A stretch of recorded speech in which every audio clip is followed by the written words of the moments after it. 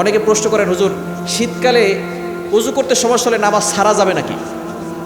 ওযু করতে যদি সমস্যা হয় নামাজ কি ছাড়তে পারবেন? কি বলে, নামাজ ছাড়া যাবে? অনেকে আমাদের কাছে প্রশ্ন করেন, হুজুর আমার তো ওযু করলে ঠান্ডা লেগে যায়, হাঁচি কাশি শুরু হয়ে যায়, আমি কি নামাজ ছাড়তে পারবো? যদি আপনার এই সমস্যা হয়, সাধারণ সমস্যা ম্যাক্সিমাম মানুষেরই আছে, কোল্ড অ্যালার্জি আছে অনেকের, পানি লাগালেই হাঁচি কাশি শুরু হয়ে যায়, এরকম হয় কি হয় না? অনেকের এরকম হয়। তো যদি এরকম হয় তাহলে আপনি গরম পানিতে ওযু করবেন। তবে যদি গরম পানির কোনো ব্যবস্থা না থাকে তাহলে আপনি কি করবেন? তাহলে আপনি তায়াম্মুমের ব্যবস্থা আছে। ইসলামের প্রতিটি বিধানে কোনো কিছুর বিকল্প পদ্ধতি রয়েছে, কিন্তু নামাজের কোনো বিকল্প পদ্ধতি নাই। নামাজ পড়তেই হবে।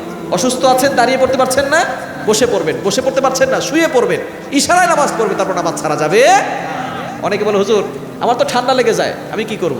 ঠান্ডা লাগুক আর যাই লাগুক, যদি বেশি সমস্যা হয়, যেমন পানি লাগালে আপনার অসুস্থতা দীর্ঘ সময় হতে পারে অথবা জীবনের আশঙ্কা হতে পারে, এই সময় আপনি তায়াম্মুম করবেন, তারপর আপনি নামাজ পড়বেন।